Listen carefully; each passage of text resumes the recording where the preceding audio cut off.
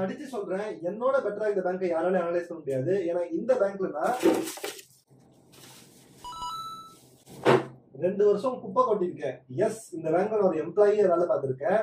So என்ன பொறுத்த வரைக்கும் இந்த பேங்கோட ப்ரொமோட்டர் அனாலிசிஸ் அண்ட் மேனேஜ்மெண்ட் அனாலிசிஸ்லாம் உண்மை பெட்டரா கன்வே பண்ண முடியும். இப்போ இந்த பேங்க் உண்மையிலேயே அண்டர் வேல்யூடாங்கிற IndusInd பேங்கோட ஃபைனான்சியல்ஸை கம்ப்ளீட்டா பார்த்துடலாம். Welcome back to Finance Nits. This is wise behind your wise. We value your time.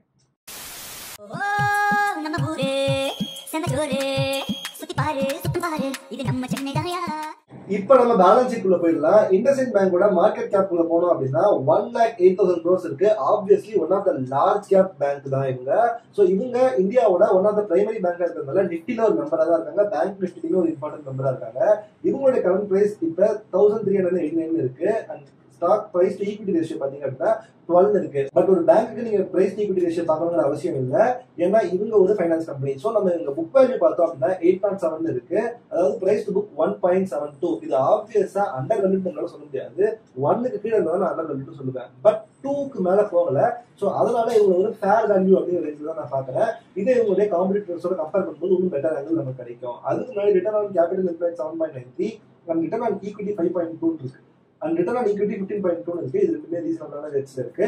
And face value 10 இருக்கு. சோ பேங்க்கு இன்னும் ஸ்டாக் ஸ்பெக்ட் பண்ண ஆப்ஷன்ஸ் இருக்கு. டிவிடெண்ட் ஈல்டுமே ரீசனபிளா தான் இருக்கு. இந்த பேங்க்கு டெப்யூட்டி ஈக்விட்டி 6.89 இருக்கு. பட் ஒரு ஃபைனான்ஸ் கம்பெனிக்கு எப்பவுமே நீங்க டெப்யூட்டி ஈக்விட்டியை கான்சன்ட்ரேட் பண்ணக்கூடாது. இவங்களுடைய பிசினஸ் இப்படி தான் இருக்கும். இது ஏன் சொல்றதுக்கு நான் ஆல்ரெடி வீடியோ போட்டிருக்கேன், பேங்கிங் இண்டஸ்ட்ரி அனலைசிஸ் சொல்லிட்டு.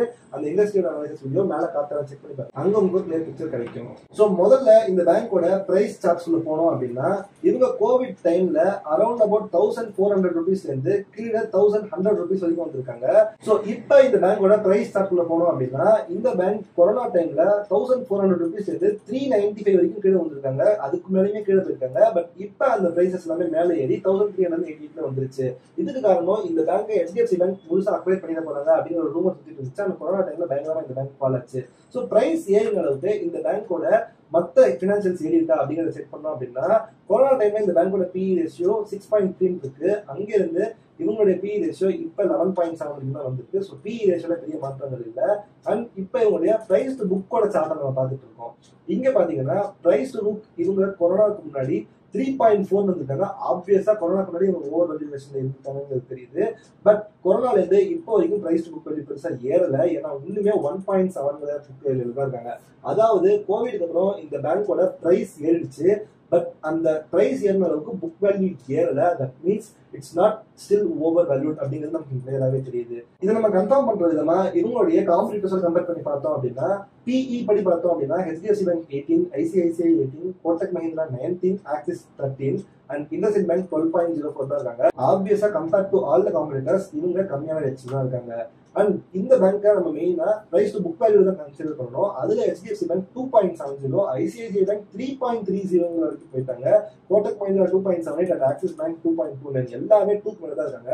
பட் இவங்க காம்படிட்டர்ஸோட கம்பேர் பண்ணும்போது இவங்க 1.72 ஒரு கம்மியான ரேஷியோ தான் இருக்காங்க. ஆப்வியஸா compare to all the competitors இவங்க கம்மியான வேல்யூஷன் தான் இருக்காங்க. இவங்க நீங்க IDFC bank, Karnataka bank and central bank கூட கம்பேர் பண்ணக்கூடாது. அவங்க தான் ஒரு ஸ்மால் கேப் பேங்க். ஆப்வியஸா இந்த பேங்கை வாங்குறத விட இந்த மாதிரி IDFC பேங்க்ல அதிகமான வேல்யூ உங்களுக்கு கண்டிப்பா இருக்கு. ஏன்னா இவங்களுடைய காம்படிட்டர்ஸ் கிடையாது. அவங்க ஒரு தனி set of banks, primary banks கிடையாது. அவங்க இதெல்லாம் மறந்துட்டு வராங்க.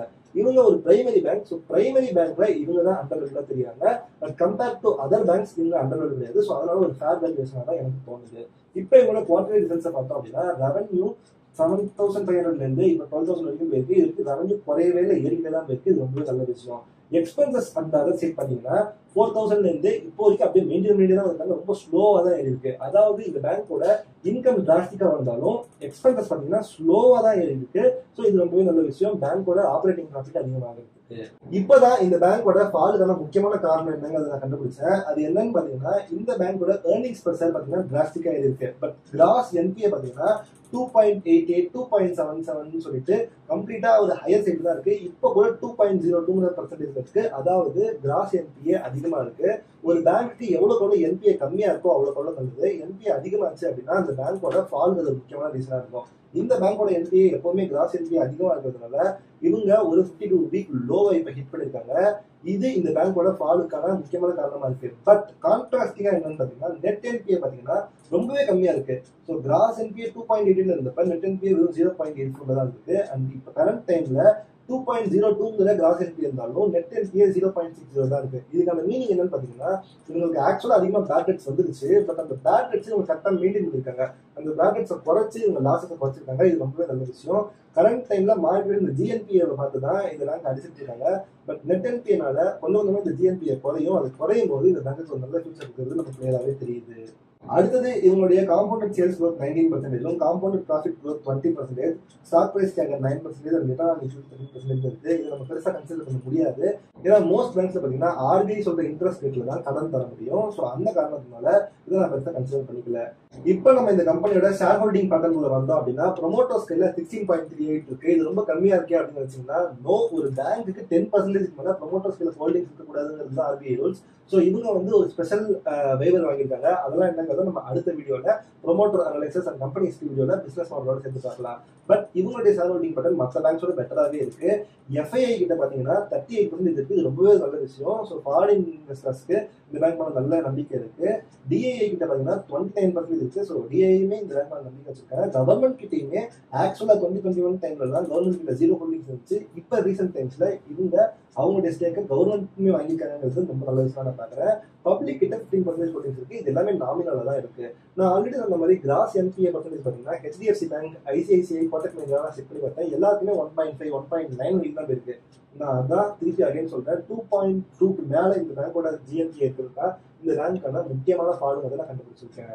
ஸோ இப்போ இந்த கம்பெனியோட இன்கம் ஸ்ட்ரீம்ஸ்ல வந்தோம் அப்படின்னா இவங்களுடைய மெயின் பேங்கிங் இன்கம் வந்து ரீட்டைல் பேங்கிங் வருது. அதாவது personal loan, vehicle loan and credit card மூலமா வருது. அதில் 47%. அடுத்தது 30% ஆஃப் இன்கம் கார்பரேட் பேங்கிங் மூலமா வருது. இதுல பிக் பிசினஸ்க்கு ஃபண்ட் பண்றது வந்து ப்ராஜெக்ட்ஸ், ஒரு வீடு கட்டுறதுக்கு ஃபண்ட் பண்றதா இருக்கட்டும், ரயில்வே ட்ராக்கு ஃபண்ட் பண்றதா இருக்கட்டும், இந்த மாதிரி ப்ராஜெக்ட் பண்ணி எடுத்துட்டு இருக்காங்க. மைக்ரோ ஃபைனான்ஸ்ல ஒரு 15% இவங்களுக்கு இன்கம் வருது. இது முக்கியமா ரூரல் ஏரியாஸ்ல கான்சென்ட்ரேட் பண்ணிட்டு இருக்காங்க. இதுக்கான பிராண்டிங் ஸ்ட்ராட்டஜி என்னங்கிறத அடுத்த வீடியோல பார்க்கலாம். அண்ட் ட்ரெஸரி ஆபரேஷன்ஸ்ல ஒரு 8%, அதாவது கவர்மெண்ட் பாண்ட்ஸ் அண்ட் ட்ரெஸரிஸ் எல்லாம் வாங்குறது மூலமா ஒரு 8% இன்கம் சம்பாதிச்சிட்டு இருக்காங்க. இப்போ உங்களுடைய ரெவன்யூ ஸ்பிரிட் பார்த்தோம் அப்படின்னா 95% இவங்களுக்கு டொமஸ்டிக் மார்க்கெட்ல இருந்து தான் வந்திருக்கு. அண்ட் 5% இவங்களுக்கு டாலர் இன்கம், அதாவது என்ஆர்ஐ கிட்ட இருந்து ஃபாரின்ல இருந்து வருது. இவங்களுக்கு one of the important segment வந்துட்டு என்ஆர்ஐ. இவங்களுடைய இன்கம் வந்து இந்த நான் ரெசிடென்சியல் இந்தியன்ஸ் ஒரு முக்கியமான கான்ட்ரிபியூஷன் கொடுத்துருக்காங்கனால இந்த பேங்க் இது ரொம்பவே நல்ல விஷயமா போகுது. ஸோ இந்த பேங்கை நான் கன்சிடர் பண்ணுவேன்னா அப்படின்னு பாத்தீங்கன்னா ஸோ ஸ்டாக் வைஸா பாத்தீங்கன்னா logically it's near to its fair value அப்படின்னு தான் சொல்லணும். ஸோ அதனால எனக்கு இந்த பேங்கை பார்க்கும்போது ரொம்ப அட்ராக்டிவா தான் தெரியுது ஆஸ் அ பிரைமரி பேங்கா. ஸோ ஸ்டாக் வைஸா என்ன நல்லா இருந்தாலுமே பிசினஸ் வைஸா இந்த ப்ரொமோட்டர் எந்த அளவுக்கு எத்திக்கலா இருக்காரு அண்ட் இந்த மேனேஜ்மெண்ட் நம்பி நீங்க ஸ்டாக்கை வாங்கலாமா அப்படிங்கிற கம்ப்ளீட் டீடைல்ஸ் தெரிஞ்சுப்பா அப்படின்னா நீங்க அடுத்த வீடியோ பார்க்கணும். அங்க உங்களுக்கு கிளியர் பிக்சர் கிடைச்சிடும். ஸோ அவ்வளவுதான் இந்த வீடியோ. அடுத்த வீடியோ உங்களுக்கு கம்ப்ளீட் பிக்சர் கிடைக்கும் இந்த பேங்கோட பிசினஸ் மாடல் எல்லாம் வச்சுட்டு. பட் அதை தவிர உங்களுக்கு நான் எந்த ஸ்டாக்ஸ் எல்லாம் வாங்குறேன் விற்கிறாங்க கம்ப்ளீட் டீடைல்ஸ் தெரியுமான்னு வச்சுன்னா நம்ம சேனல்ல இன்சைட் நெக்ஸ்ட்ல ஒரு க்ளோஸ் கம்யூனிட்டி இருக்கு. அங்க உங்களுக்கு எந்த ஸ்டாக்ஸ் எல்லாம் வாங்குறேன் விற்கிறாங்க கம்ப்ளீட் டீடைல்ஸ் தெரியும். தேங்க்யூ ஃபார் வாட்சிங் தி வீடியோ. Good night.